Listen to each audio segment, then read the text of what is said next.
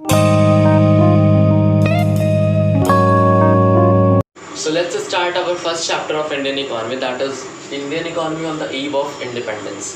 जैसा कि हमारा फर्स्ट चैप्टर इंडियन इकोनॉमी का ये रिप्रेजेंट करता है कि हमारी इंडियन इकोनॉमी इंडिपेंडेंस के टाइम पे कैसी थी। On the eve of independence का मतलब हो गया कि स्वतंत्रता की पूर्व संध्या पर, मतलब जब हमारा इंडिपेंडेंस मनाया जा रहा था ऑन 15 अगस्त ऑफ 1947, जो कि आने भी वाला है। सो उसके उस टाइम, उस शाम को हमारी इंडियन इकोनॉमी के हालात कैसे थे। तो अब बात करते हैं इकोनॉमी क्या होती है। Economy is a system by which a man can earn his living. Economy एक ऐसा पूरा सिस्टम होता है जिससे एक आदमी अपना जो सिस्टम, अपनी लाइवलीहुड जीने का जो तरीका, अपनी लाइवलीहुड को जीने के लिए जो भी कुछ अर्न करता है वो that is called as economy. वो कुछ अपनी इकोनॉमी में ही, इकोनॉमी से ही गेन करता है। सो अगर हम इकोनॉमी की डेफिनेशन देखें तो इकोनॉमी की डेफिनेशन बनकर आती है, economy is a system by which a man can earn his living. So Indian economy मतलब इंडियन की इकोनॉमी, भारत की अर्थव्यवस्था। भारत की अर्थव्यवस्था में पूर्व संध्या, भारत की अर्थव्यवस्था पूर्व संध्या, स्वतंत्रता की पूर्व संध्या पर कैसी थी। सो यहाँ पर थोड़ा सा आपको मैं बताना चाहूँ कि जो हमारी इंडियन इकॉनमी है उसको पूरी तरीके से ब्रिटिशर्स ने क्या कर लिया था, एक्सप्लॉइट कर लिया था। मतलब एक्सप्लॉइट का मतलब शोषण कर लिया था। सो शोषण कर लिया था तो यहाँ के जितने भी उन्होंने लेबर, टेलर्स, उन्होंने सब कुछ क्या करते, सबका शोषण किया। इंडियन रिसोर्सेज का, इंडियन हैंडीक्राफ्ट्स का, जितनी भी चीज़ें उनको इंडिया में, जितनी भी चीज़ें जो कि प्रीशियस चीज़ें थी, उन सब का उन्होंने क्या कर लिया, शोषण कर लिया, एक्सप्लॉयटेशन कर लिया। सो हमारा पहला टॉपिक ही यही है, colonial exploitation of Indian economy under British rule. British rule यानी ब्रिटिश शासन के अंतर्गत इंडियन इकोनॉमी का एक्सप्लॉयटेशन यानी शोषण किया गया।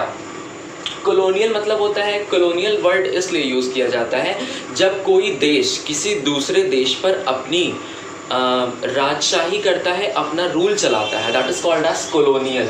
What? Colonial. So that's why here Britishers are ruling under Indian economy, so that's why we call as colonial exploitation of Indian economy under British rule. अब इन इकोनॉमी में हमारी तीन तरह के, अब जैसे आप कहो कि हमारी जो इंडिया है, इंडिया में 3 तरह के सेक्टर्स हैं। ये पूरा सिस्टम इकोनॉमी का 3 सेक्टर। सो हमारा पहला जो सेक्टर है, जो इंडियन इकोनॉमी हमारी है, वो 3 सेक्टर्स में डिवाइड है। किसमें? 3 सेक्टर्स में। First is our primary, second is our secondary and third is our tertiary. Primary sector is also called as agricultural sector, secondary sector is also called as industrial sector and tertiary sector उस time पे उतना build नहीं हुआ था। कैसे? क्योंकि tertiary sector को हम सर्विस सेक्टर कहते हैं। और क्या कह सकते हैं टर्शियरी सेक्टर को? Service sector. सर्विस सेक्टर हमारा अभी पिछले कुछ दशकों में, मींस कुछ 10 इयर्स में हमारा सर्विस सेक्टर क्या हुआ, डेवलप किया है।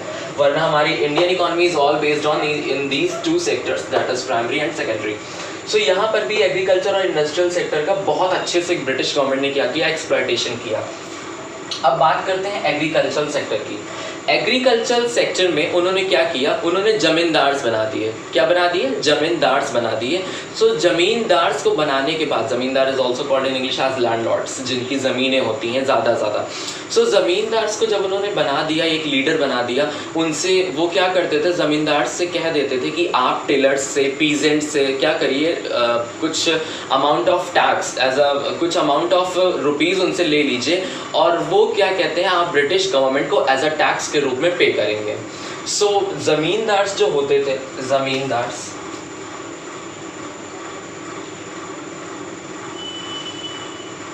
पे an amount of peasants' income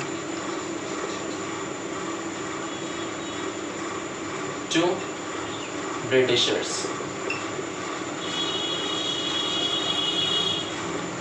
तो ये क्या करते थे, ब्रिटिशर्स को कुछ पैसे जो है वो पीजेंट्स को एज अ टैक्स के रूप में देते थे। बट जो ज़मींदार्स होते थे वो क्या करते थे, पीजेंट्स से और फार्मर्स से ज़्यादा पैसा वसूल लेते थे, जिससे उनको उसमें से कुछ पार्ट ब्रिटिशर्स को देना होता था और कुछ पार्ट वो अपनी एक लग्जीरियस लाइफ जीने के लिए यूज़ कर लेते थे, क्योंकि ज़मींदार्स जो है वो बहुत सारा पैसा अर्न कर लेते थे और उनके ऊपर ज़मींदार्स ने भी फार्मर्स के ऊपर बहुत शोषण किया और उसी की वजह से उनको बहुत सारे पैसे मिलते थे जिससे वो एक लग्जीरियस लाइफ जी सकें। सो यहाँ पर एग्रीकल्चरल सेक्टर का बहुत ज़्यादा जो है वो शोषण किया गया by zamindars. Okay, now our second topic is industrial sector. Industrial sector पे इनका क्या इफेक्ट पड़ा? सो इंडस्ट्रियल सेक्टर में इन्होंने क्या किया, बहुत ढेर सारा एक्सप्लॉयटेशन इन्होंने यहाँ पर भी किया, खूब शोषण किया। इंडस्ट्रियल सेक्टर हमारे इंडिया का बहुत ही ज़्यादा रिच है, as you all are aware from our Indian handicrafts that was very very very popular in foreign countries. Foreign countries में हमारे जो भी इंडियन प्रोडक्ट्स थे, हैंडीक्राफ्ट्स थे, जितनी भी हथकरघाएँ होती थी वो बहुत ही ज़्यादा फेमस थी। सो इतना फेमस होने के कारण ब्रिटिशर्स ने क्या किया, उन्होंने दो आस्पेक्ट आजमाए। ये दोनों आस्पेक्ट्स हैं। उन्होंने क्या किया कि foreign demands of Indian handicrafts was destroyed. Indian handicrafts की जो फॉरेन डिमांड, मतलब हमारे यहाँ की जो इंडियन हैंडीक्राफ्ट है उसको जो बाहर से डिमांड थी उसको उन्होंने क्या कर दिया, डिस्ट्रॉय कर दिया बाय ड्यूटी फ्री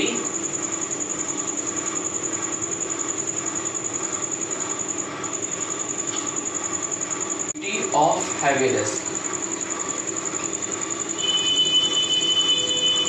वो क्या करते थे, फॉरेन डिमांड्स पे जो हमारा इंडियन हैंडीक्राफ्ट जाता था, मीन्स मैंने एज अ रफ मैप बनाया है इंडिया का, यहाँ से जितने भी फॉरेन प्रोडक्ट, यहाँ से जितने भी इंडियन हैंडीक्राफ्ट जाते थे,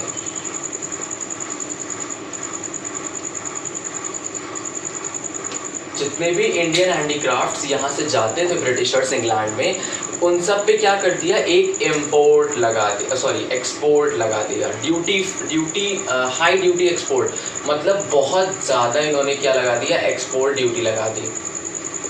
एक्सपोर्ट ड्यूटी क्या होती है, अब हम दो मतलब समझ लेते हैं। First is export and what is import. तो what is import and what is export. Export क्या होता है, जब भी हमारी कंट्री, मतलब हमारी डोमेस्टिक कंट्री, हम डोमेस्टिक कंट्री अगर कहें, आप डोमेस्टिक कंट्री आप चाहे जो हो, डोमेस्टिक कंट्री हमारी इंडिया अगर है, सो इंडिया से जितनी भी चीज़ें इंडिया से बाहर जाएंगी वो सारी हो जाएंगी एक्सपोर्ट। किसके लिए, इंडिया के लिए। इंडिया के लिए वो सारी चीज़ें क्या आ जाएंगी, एक्सपोर्ट। और अगर हम बाहर से कोई चीज़ अपने देश में मंगाते हैं, so that is called as import. What, import. जैसे इराक से अगर हमारे यहाँ पेट्रोल आता है, पेट्रोलियम आता है, so that is called as import. क्या कहेंगे हम उनको, इम्पोर्ट कहेंगे, इम्पोर्ट होता है। और अगर हमारे यहाँ से पतंजलि प्रोडक्ट्स जाते हैं बाहर, सो हम क्या कहेंगे कि हमारे यहाँ का प्रोडक्ट एक्सपोर्ट होता है। सो जब इम्पोर्ट और एक्सपोर्ट करने में एक ड्यूटी लगाई जाती है, मतलब एक चार्जेस लगाए जाते हैं। सो अगर हम वो चार्ज बढ़ा दें तो कंपनी के लिए मुश्किल हो जाएगा इम्पोर्ट या एक्सपोर्ट करना। अब अगर मान लीजिए कि इराक ने पेट्रोलियम का ड्यूटी बढ़ा दिया, तो हम वहाँ से अगर 700 लीटर मंगाते थे, 700,000 लीटर, जितना भी एक क्वांटिटी इमेजिन कर लीजिए, जितना भी मंगाते थे वो कम करके हमने 500 कर दी। सो हमारा 200 कम हुआ ना ड्यूटी से। सो इसीलिए यहाँ पर भी क्या किया था, फॉरेन यानी ब्रिटिशर्स ने हमारे इंडियन हैंडीक्राफ्ट्स पर क्या लगा दी थी, ड्यूटी लगाती थी बहुत ज़्यादा, जिससे यहाँ के प्रोडक्ट्स वहाँ पर नहीं जा पाते थे। और दूसरा एस्पेक्ट उन्होंने क्या किया, Indian demands of handicrafts also differ. और यहाँ मतलब इंडिया में खुद का ही क्या करते हैं, खुद का ही ये इंडियन हैंडीक्राफ्ट्स का उन्होंने क्या कर दिया, यहाँ पर भी उन्होंने सेल सारी ख़त्म कर दी। कैसे, यहाँ पर उन्होंने ब्रिटिशर्स गुड मंगाने लगे, मतलब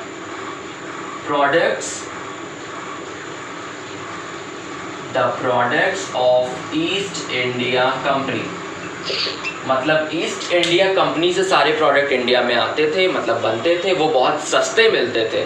सो यहाँ पर उन्होंने क्या कर दिया, इसको उन्होंने बढ़ावा दे दिया, मतलब ब्रिटिशर्स गुड को बढ़ावा दे दिया और इंडियन गुड्स को कोई वो नहीं। सो इसलिए यहाँ का इंडस्ट्रियल सेक्टर भी क्या हो गया, बर्बाद हो गया।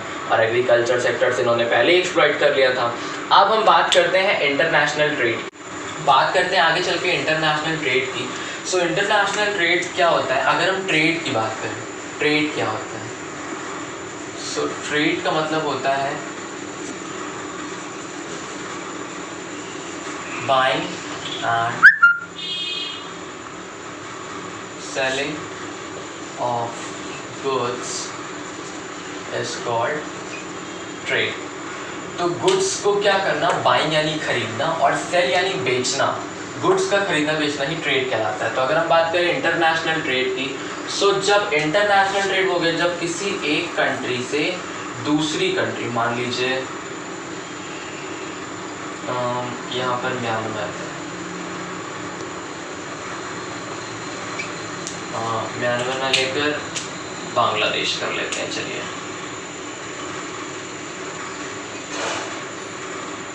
Just don't take it seriously कि हमारा इंडिया है और बांग्लादेश से अगर हम कोई ट्रेड कर रहे हैं, सो ये इन दोनों देशों के बीच का जो भी हमारा ट्रेड होगा, बाइंग एंड सेलिंग, वो चाहे किसी भी चीज़ का हो, बाइंग और सेलिंग, वो चाहे किसी भी चीज़ का हो, वो क्या कहलाएगा? International trade.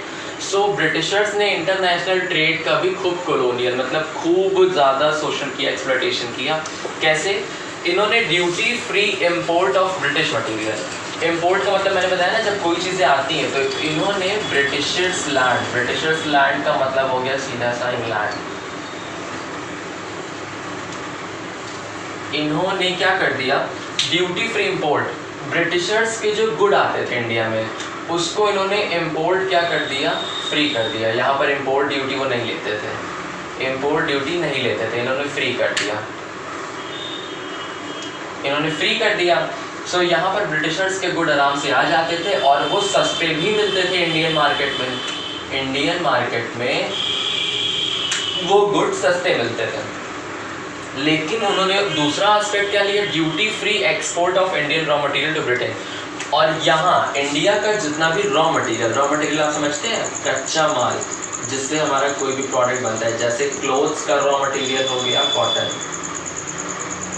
सो उन्होंने क्या किया? यहाँ से इंडियन रॉ मटेरियल्स को एक्सपोर्ट करना शुरू कर दिया ब्रिटिश लैंड यानी इंग्लैंड में। वहाँ पर इन्होंने एक्सपोर्ट ड्यूटी भी क्या कर दी? बंद कर दी।